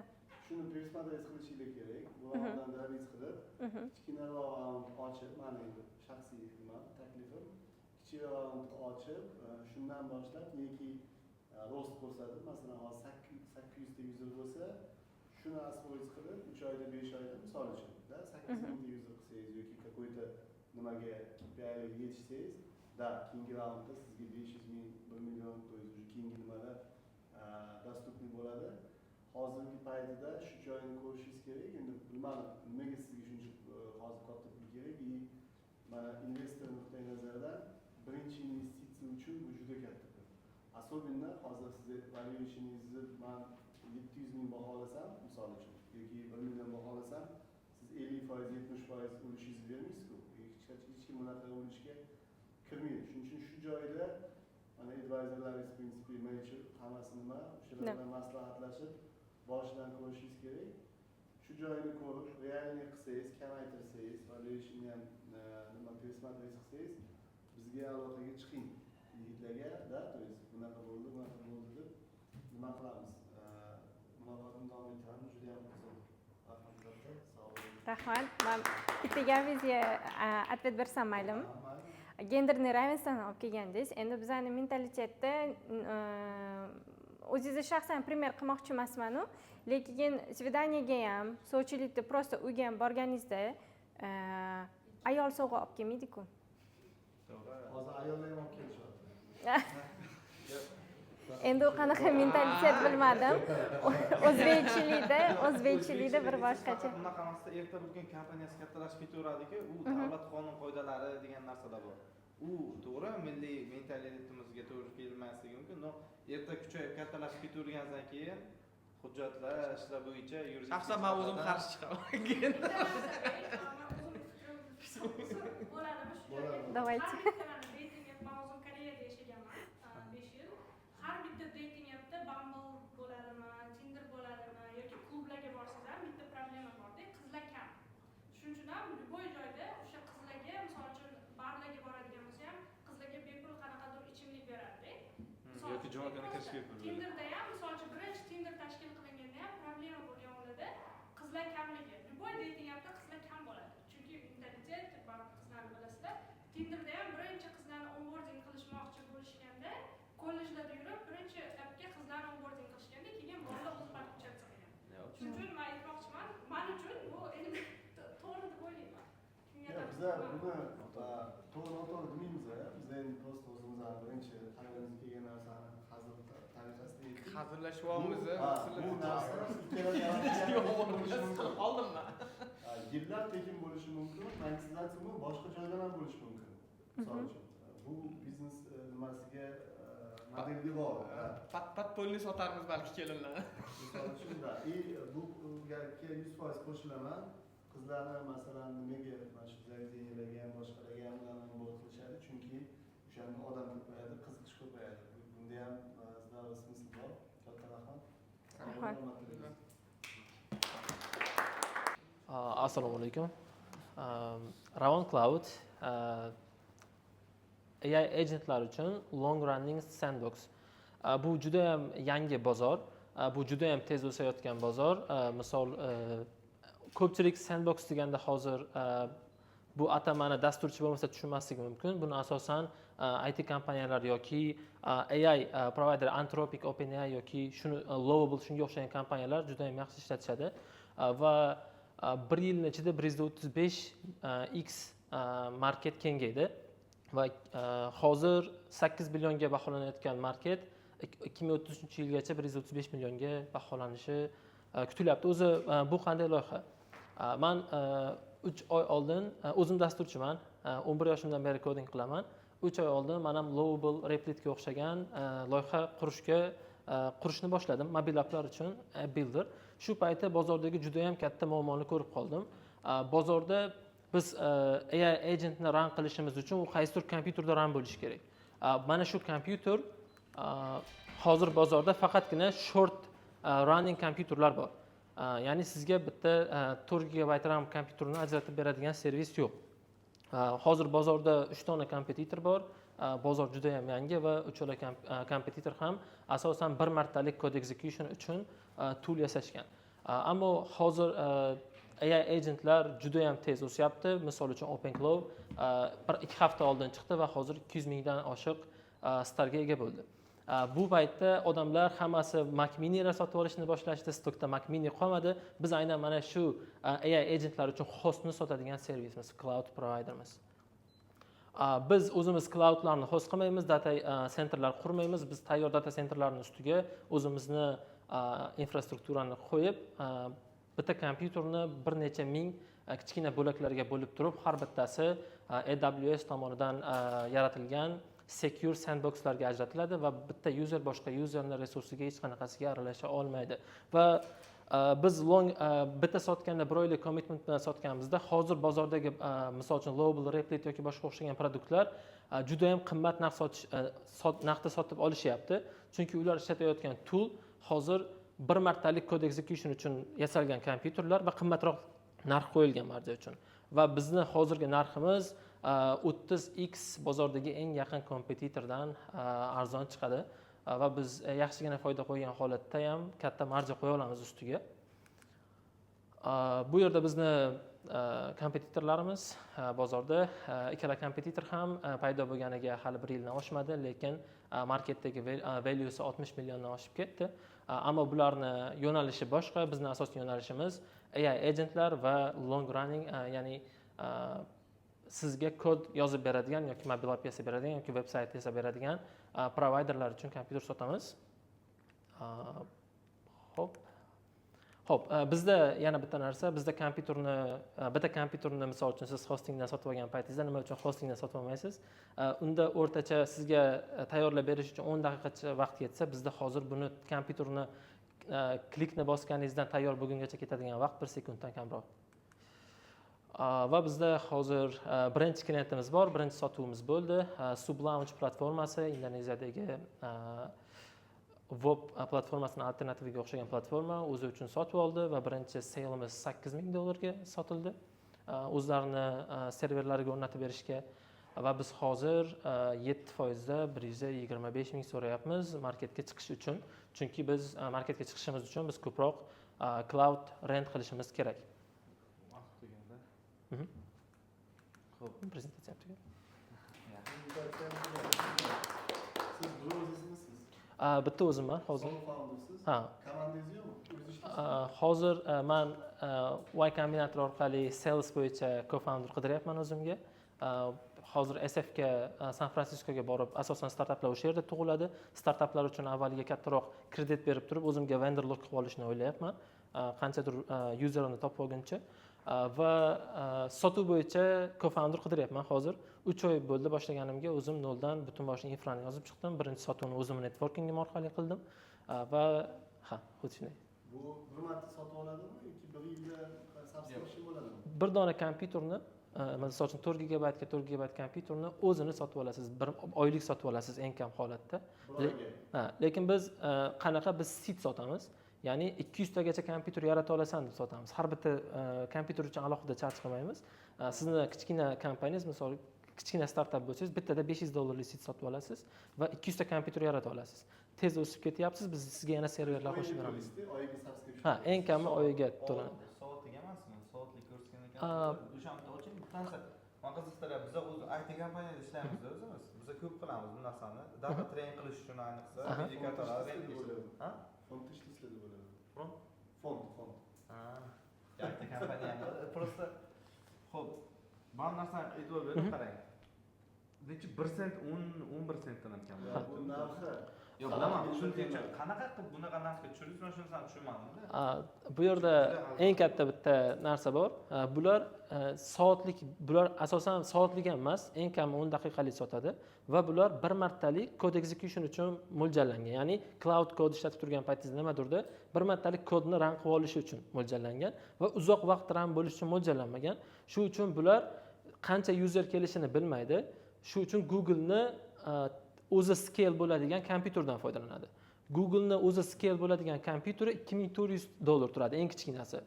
Biz ishlatadigan undan kuchliroq bo'lgan kompyuter biz 1 oylik sotganimizga biz ham cloud providerdan 1 oylik olamiz seedlarni. Shuni hisobiga bizga xuddi o'sha $2,400 ga tushadigan kompyuter $40 ga tushadi. Balkim kerak emasdir shuni bir oy ishlatish. Balkim bitta ishlatib ko'pincha odamlarni, klientlarni nimasi talabi shudir. Oy bir oy ushlab turmaydi-da. Masalan, o'sha 1 soat ishlatadi, 1 marta ishlatadi. Hozirgi AI agentlarni 1 yil oldingi AI agentlardan farqi, 1 yil avval insonlar AI agentlarni run qilib turgandi. Lekin hozir 24 ga 7 sizni bitta ishingizni bajarib turadigan AI agentlar bor va hamma deyarli kompaniyalar mana shu narsaga o'tib ketdi. Ya'ni siz Roark'ga kirgan paytingizda, Replit'ga kirgan paytingizda, Lowball'ga kirgan paytingizda sizga 10 daqiqa yoki 20 daqiqaga bermaydi, sizga unlimited access beradi va ular umid qiladi, duo qiladi, siz o'tib ketmang mana shu belgilangan limitdan. Ular katta user base ga ega bo'lgani uchun, katta pulni, investorda pulni burn qilib turgani uchun ularga hozir bu narsa sezilmaydi. O'zlarini Google'dan olgan kreditlari yoki boshqa narsalarning hisobida yashashyapti. Ammo kichkina startup, middle stage'dagi startaplar uchun, katta puli yo'q, investorda puli yo'q startaplar uchun yoki bootstrapped bo'lgan startaplar uchun yoki umuman long running AI agent, OpenClaw, NanoBot, PicoClaw, ZeroClaw deploy qilib turgan startaplar uchun bu narsa 1 oylik olish bu required narsa, majburiy narsa. Chunki sizni useringiz, sizni botingiz o'chib qolmasligi kerak 10 daqiqadan keyin. U research qilib turgan bo'lishi mumkin, qaysidir saytga kirib turib post yozib turgan bo'lishi mumkin. Hozir marketingni ham hamma narsani mana shu botlar yordamida avtomatlashtirib yuborishyapti. Bunaqa unit ekonomikangiz juda genialiydi. Nimaga bular qilmagandi umuman shu paytgacha? Asosiy eng katta farqimiz bular bir martalik bergani uchun Google'dan katta kompyuter sotib olishga qo'rqadi. Google'ni o'zi scale bo'ladigan kompyuterni ishlatadi. U juda ham qimmat narsa. Enterprise uchun yasalgan kompyuterlar. U kompyuterlarda siz qo'shgan, misol uchun siz u kompyuterda 10 daqiqa uchun bitta yangi kompyuterni qo'sha olasiz, chiqargan paytingiz u sizdan pul charge qilmaydi. Shuni hisobiga bular oylab sotib olishni xohlamaydi. Bular nima qilishgan? Ustiga wrappercha qurib qo'yishgan. Kompaniya pulni to'layapti. Siz ustida qanchadir marjangiz bor. Google ustidagi resellersiz. Men ham resellerman. Men faqatgina kompyuterlar uzoq oylik olinadigan kompyuterlarni ustida resellerman. Sizniki nima qilaylik? Ishlatib ko'raylik o'zimiz. Qiziq, yaxshi tema, juda kuchli temada. Agar biz chunki hozir cloud bot dedilar-ku, juda hozir temada, hozir O'zbekistonda ham endi kirib chiqyapti, kontentni endi rivojlanib. Juda mol bo'ldi.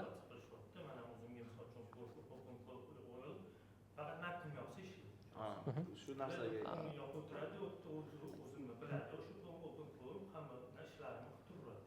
Demo uchun xohlasangiz bu prezentatsiyalar tugagandan keyin menda o'zimning demo wrapperim bor. Ko'rsataman, bitta klik bilan mana shu OpenClaw ni deploy qilib olasiz. 1 sekund ichida. В общем, в медицинской сфере, именно в радиологии, есть такая вот, как сказать, одновременно проблема, но не проблема. Вот, один радиолог, в каждом клинике есть радиологическая сфера, медицинские анализы. Это называется инструментальные методы, это МРТ, УЗИ, КТ, МСКТ, все эти. Именно в каждом клинике есть 3 радиолога, и каждый радиолог в день обслуживает от 50 до 80 или до 100% обследует именно с МСКТ, МРТ, УЗИ. И на каждого пациента при постановке диагноза у них уходит от 30 до часа, возможно, и даже день, если редко это заболевание. И все-таки врачи тоже люди, они могут ошибаться. В мире от врачебной ошибки страдает 33% людей становятся инвалидами, либо у них осложняется заболевание, либо они погибают. Это по статистике всемирного. И, конечно же, в клиниках, в основном это медицинские данные, они еще не документированы хорошо. Многие радиологи пишут либо в бумажном виде, либо они работают в Word, Excel. Именно запечатляют свои данные. Решение. Мы разработали авиарадиолог. Это платформа на основе искусственного интеллекта, которая анализирует диком-изображения. Диком-изображение – это все изображения МСКТ, МРТ, УЗИ. И врач просто вводит нашу платформу диком-изображения, полученное от МРТ, МСКТ, и за 1 минуту наша платформа анализирует и дает все данные, которые нужны радиологу, и одновременно ставит диагнозы. Почему это важно? Так как если наша платформа получит именно радиолог, он сокращает от 30 минут на 1 минуту. Мы сокращаем полчаса на 1 минуту. И работоспособность радиологов улучшится. В день они могут принимать не 50%, но больше, 2 раза или 3 раза больше пациентов. И, конечно же, бюрократия с документациями. Они уходят, так как наша платформа является документированной все данные. Могу показать саму платформу, как она работает, если хотите. Пожалуйста. Наша платформа уже работает в 2 частных клиниках. Вот. Радиолог вводит паспортные данные пациента, потом здесь клинические жалобы и некоторые данные, лабораторные данные можешь ввести, но в данный момент у меня нет лабораторных данных, и выбрать МСКТ. Но в данное время мы сейчас посмотрим на МСКТ. Наша платформа анализирует это МСКТ изображение, и на данный момент... Хорошо, не видно почему-то. Здесь примерно 100 изображений. И наша платформа анализирует все эти 100 изображений от МСКТ и потом дает свой диагноз, вставляет. И, конечно же, определяет именно в каком участке есть патологии. И все это может потом врач скопировать и распечатать в документальном виде. Наша платформа уже работает в 2 частных клиниках в Хорезмской области, и мы уже сотрудничаем с Республиканским кардиологическим центром. Вот. вы можете видеть, здесь уже патологии именно. Это все данные для кардиолога нужны. А тут именно где? Вот, 8. Это новообразование. Ну, потом это может все экспортировать. Ну-ка ниже. Заключение вот. МП, картина, может.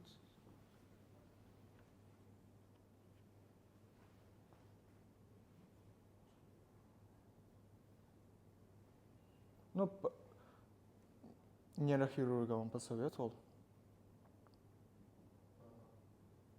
Дальше. Патологии. И наша платформа уже еще работает в Ургенском государственном медицинском институте клиники. Мы там уже дали тестовом режиме, они работают. И с Республиканским кардиологическим центром, они там тоже в тестовом режиме наша платформа работает. И мы подали еще на государственный грант с этим проектом через кардиоцентр. А в 2 частных клиник мы уже продали. Наша подписка будет стоить 3,5 миллиона сумм за месяц. И 2 клиник уже в Хорезмской области работает оно. Они уже купили МРР. Сколько? Ну, 7 миллионов за 1 месяц. За февраль у нас уже 7 миллионов. От 2 клиник. Они уже оплатили. Всего лишь от 2 клиник уже 7 миллионов. Круто, круто. Благодарю. Qanday savol bo'ldi? Bu qanaqa ishlayapti? Qanaqa AI bilan ishlayapti? На данный момент, что Gemini 3 Pro ishlab turibdi, lekin biza investitsiya jalb qiladigan bo'lsak, мы купим сервер и там будем обучать на Meta Llama на 4. Да. Lokalniy emas. На данный момент локальный emas, но если инвестиции получим, то оно будет локальный. Да. Да. Sizda hozir bu aytmoqchi bo'lgan gapim rasmlarni Gemini analiz qilib beryapti, to'g'rimi? Да. Bu misol uchun mana hozir shu rasmni Gemini'ga tashlasamda, xuddi shu narsani chiqarib beradi. To'g'rimi? Все-таки из-за конфиденциальности он вам не даст. To'g'ri. Да. И прямо из Gemini его не API сможешь. olmayapti. Да, через API оно даст. Но через прямо, если спросить от Gemini, то он не даст. Так как... Медицинский Да. bitta zipda 100 ta rasm. Да. И 100 tasini arxiv qilib, upload qilib, mana bittasi. да. А тут все... Просто aytmoqchi bo'lgan gapim уникальный narsa emas ekan demoqchiman. Nimaga? Sizlar o'zingiz databazangiz yo'q ekanda. Ну, в данный момент, да, так как инвестиций у нас нет. API olib Ну, да. Если инвестиции получим, но то мы на серверах будем обучать. Сколько вам нужно инвестиций, чтобы... 35 тысяч долларов. Именно 20 тысяч уйдет на сервер, потом маркетинг, аренда офиса и все, прочие расходы. Что будет в результате?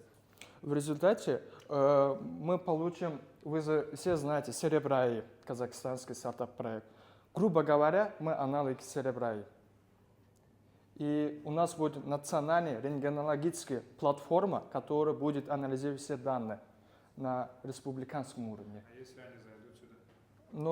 Ну да, могут, но на данный момент у нас есть преимущество из-за того, что наша платформа будет дешево стоить, так как и доступ узбекского языка, и наша база данных находится в Узбекистане, а не Казахстане. Насколько это правильно? Как это считается? Мы потом провели на 100 изображений 100% совместно с нашими опытными профессорами. И у нас в команде есть консультационный совет, именно Умида Палвановна, PhD, доцент медицинских наук, именно эксперт по радиологии, опытом более 15 лет. Она анализирует в течение 2 недель 100%, и он сказал, что все данные даются правильно. Я не думаю, что это делается таким образом. Здесь нужно будет вообще, вот MVP, идея понятна. Вы сейчас тестируете идею, да? Да. Маркет, да, есть нужна или нет. Но самое основное – это построить свою модель. Да. То есть обучить ее на чем? На дате, да? То есть на тех заключениях, которые уже были сделаны. Да. Либо сделать отдельные тысячами, да? То есть это Да. огромная работа, это огромные деньги. Проверить все данные и потом загрузить их и доучить его таким Да. образом, чтобы минимизировать вот этот accuracy rate, да, но в любом случае он будет какой-то. Вы должны вот это выяснить, насколько вы даете правильный результат, чтобы когда вы онбордите клиники, вы могли это изначально сказать, что ответ на 95% правильный и рекомендуется как бы проверка специалиста, да, в конце. Потому что здесь могут быть очень серьезные последствия. Да, я вас понял. Спасибо за это. Вы наверняка думаете об этом, в принципе, специалист в целом очень хорошо, очень нужно, правильно, так и будет в будущем.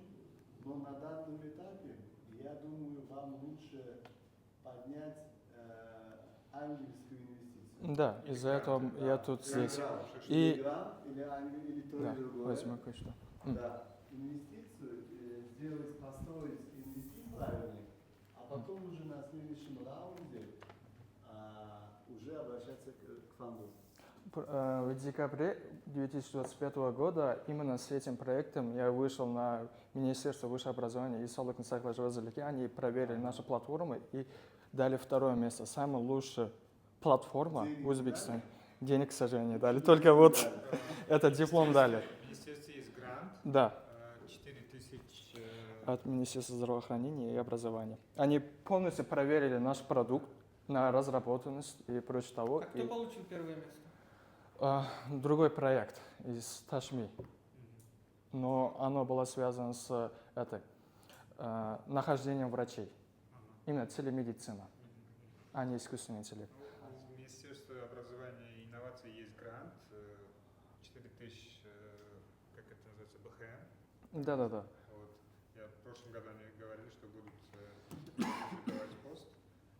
Обратитесь, если что, можете поднять у них. Никакого там KPI нет, просто денег дают и все, если хороший проект. Сколько дают? Торбин БХН, да? Мы уже над... Да, а другую часть можете там через ангельские клубы закрыть. У нас сейчас есть уже несколько ангельских клубов, туда можете обратиться. Я могу помочь с этим. У меня есть нетворкинг в английских клубах. Мне особо денег не нужно, мне просто нужен сервер. Могу попросить у вас доступ к серверу. Если у вас у кого-то есть сервер, то если дадите нашей команде сервер, то это тоже будет польза для нас. И концовку хотел сказать. Если будете инвестировать в наш проект, то вы будете инвестировать именно в спасение миллионов жизней. My name is Ibrahim. I'm the founder of Anora AI. So current AI creative tools are made by non-creatives for another non-creatives to feel creative. So we are building AI creative tools for creative work, not AI slop like he's built. And Anora combines all the creative AI models like text, image, and video into one intuitive interface. In Anora, in the canvas, you can codify all your creative process into repeatable systems and workflows that executes your vision faithfully. And then 3 fundamental blocks, text and image and video for editation, iteration, and exploration that you can scale however you want. Imagine this all the AI models in one workplace to create something scalable and repeatable. I mean by repeatable, that can be reused and reused anytime, just tweaking the parameters. You save lots of time, and it's not like Heatsfield. You download it, upload to Canva in Paint, out Paint, again download it, upload to somewhere, edit some places. But in Anora, you can just upload, take a reference from any node, from another image to another image, and connect, you're connecting your ideas to generate final output. It's a very crazy tool for creative agencies with 3-4 team members and their company, so they can maximize their outputs for big brands like Nike, Adidas, because they have huge number of assets, and they have huge number of models. For example, they can tweak the parameters and generate final, for example, for fashion or photography. You can imagine this like Figma plus Miro, but AI native. For example, there's a character consistency, how you can just reference, and it takes and generates the like different positions, different variations. Here are 3 fundamental blocks. For example, text, image, and video. We combine all the models in one workplace, so we can finish your work in one canvas, not like opening the 10 tabs, navigating through tabs, downloading, uploading it again. Because, for example, Higgsfield supports some generations, some in-painting, out-painting, but you cannot scale with if you have clients from big brands. Yeah, in general, like the creative market is very huge, and our margin is like 50%, at least 50%, with 65 and 75%. Actually, to be honest, we launched it the last week, and we gained over 300 users. We made one workshop in India with 150 participants, and I made a demo. And yeah, other than that, we made the creative posters for the hackathon that we hosted. I organized it like in the last 2 weeks ago. We gained 2K participants and gained it like over 150 to 200K impressions. Yeah, present with Anora. Other than that, we have 3 creative agencies and Us Combinator. What else? Prices. Sponsor like Business model, not a business model. Business model is subscription based. Yeah, it's subscription based and pay as you go. Also, for example, you buy $19, 20K credits, but it's not enough. You just buy credits. That's okay. And like it's like for everything is flexible. Unlimited seats, unlimited credits. You can just buy. You can share and collaborate with anyone. It's all free. You just need credits, like credit-based system. Yeah. Any paying customers? Yeah, we have like 3. Yeah. Yeah. And we made a workshop in India, and we are planning to make a workshop in Nepal, and some Africa countries, because we have ambassadors there. Yeah. What about your roadmap this year, next year? Yeah, sure thing. We're planning to introduce 3D generations, and then like marketplace for selling. For example, you made a workflow for fashion design, and you just put into marketplace like $19, for example, or $29, and someone if like wants to buy, it's like Notion. It's ready. You just buy it, upload your stuff, and click generate. It will run the whole workflow with your generations. Like it will be yours.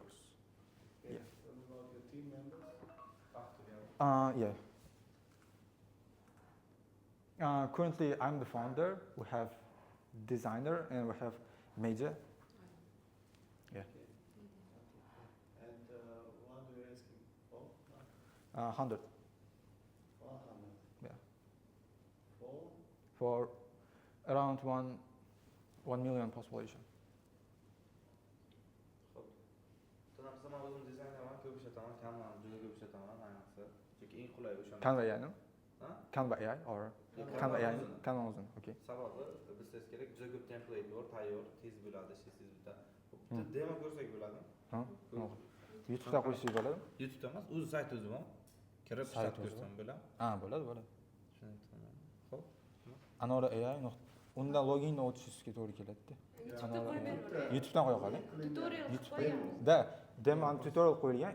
Bu kim kirganda tushunish oson, tushuna olish uchun. Anora AI deb yozsangiz. Anora Anora AI. boshqa ham bormi? Anora AI. Da. nimalari bor ekanmi mani cho'ti Да, for example, we could go. Ekranga chiq. Pivot qildinglar, ancharoq orada. Yo'q, pivot bo'lgani yo'q. Bu orada просто to'xtab qolgandi, to'g'risini aytsam. Da.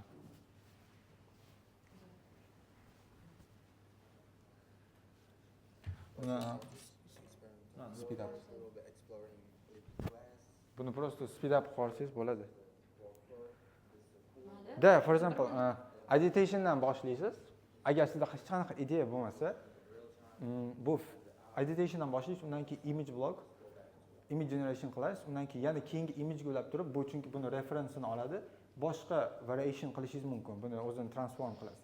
Bu yerdan yangi, masalan, yangi image bor sizda, o'shani ikkitasini siz yangi mix up qilishingiz mumkin. Bu hozir final output deb bo'lmaydi, final output ham deb bo'ladi.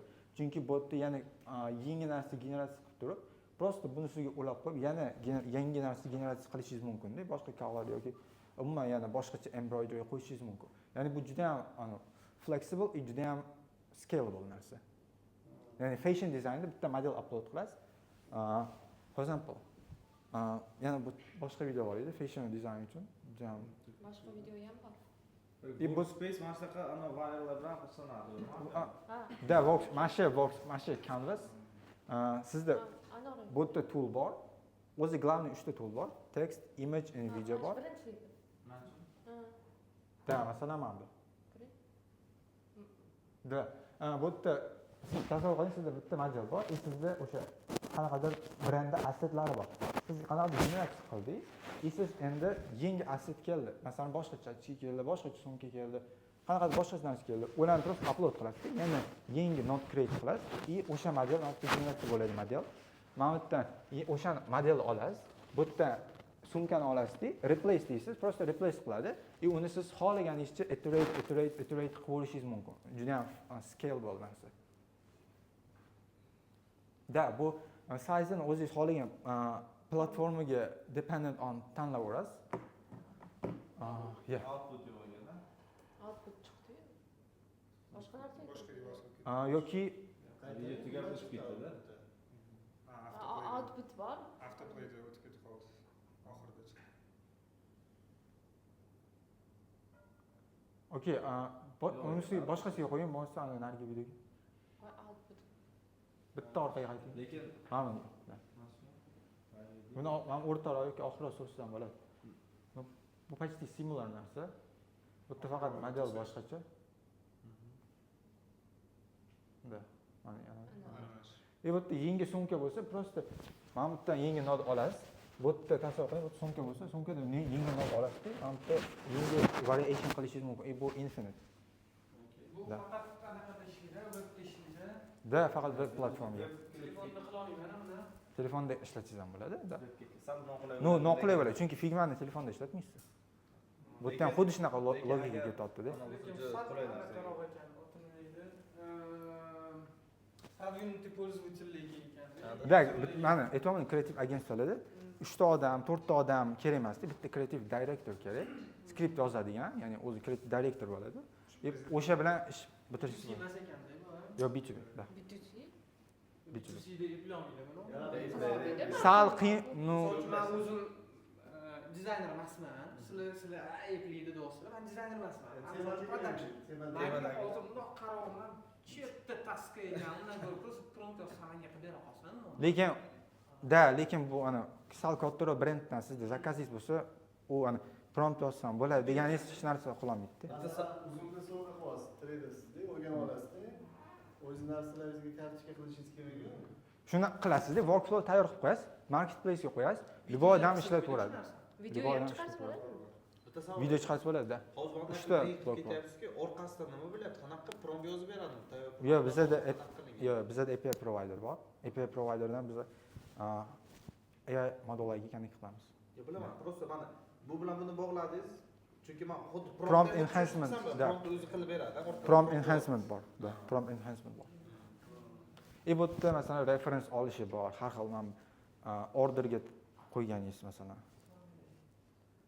Siz bo'lmasa buni bering, ana oling demosini, bu ishlatib ko'rsam. Yoki Argenga do'stlik ochib bering bir haftaga qanchaga tekini ham bormi? Да, o'zi 1K kredit tekini beriladi, любой odam kirishi bilan, sign up qilish. Ishlatishgan Yo'q, 100 ta video, 1000 ta достаточно. nechta shunaqa aralash. Siz ozgina onboardingni ko'paytirib, ozgina nima qiling. В принципе, produkt ishlayapti-yu. Да, да. Klientlarni ko'paytiring. Katta bozor founderi sotib oldilar ishimizni. Farq aka. Да, Farruh aka, keyin Ulug'bek kreativ. Doomers ham ishlatyapti. Doomers endi ishlatish boshlaydi, chunki ular hozir 45 kunlik ana qilyapti, game jam qilyapti, o'sha yerda ular video tayyorlashadi, image tayyorlashadi, o'shanda hammani participantlarga aytadi, shuni ishlatib, shunaqa qilinglar. Nomdor klientlarda taniydi ko'pchilik. Savol keyin bu qanday noldan ko'tarilgan bu veb-sayt? Да, noldan ko'tarilgan. Noldan o'zlashtirgansiz, Да. Ibrohim o'zi indie hackerslar. Да. Savol. Bular o'zi taniydi. Mustaqil quradi hamma loyihalarni o'zi. O'sha boya aytgan komment u ham noldan qilingan narsa. Masalan. Ko'p loyihalar. Loyihalar juda ham ko'p. Hackathonda ham yaqinda $1,100,000 raise. Да, masalan yaqinda AI vibe coding hackathon qilganman. Yo'q. Yaqinda hackathon qildim, AI vibe coding hackathon. 2K participants, 250 submission bo'ldi, 1 milliondan ko'p sponsorlar ko'tardik, 1 milliondan ko'p dollar sponsor ko'tardik. Bizda investorlar bor, masalan, investorlar keldi, 11 Labs keldi, o'sha Daytona yoki Sandbox qiladigan yana nima? NordVPN. Da, bu price qilganlar ham bor bizda Surgeon. Juda qiziq. Ishlatib ko'ring. Rahmat hamma ishtirok etganlarga. Javoblari xudo xohlasa bir hafta 2 hafta ichida biz kimlarni pipeline ga olgan bo'lsak, javoblarni aytaveramiz. O'zlaringizga premyer aloqaga chiqamiz. Rahmat.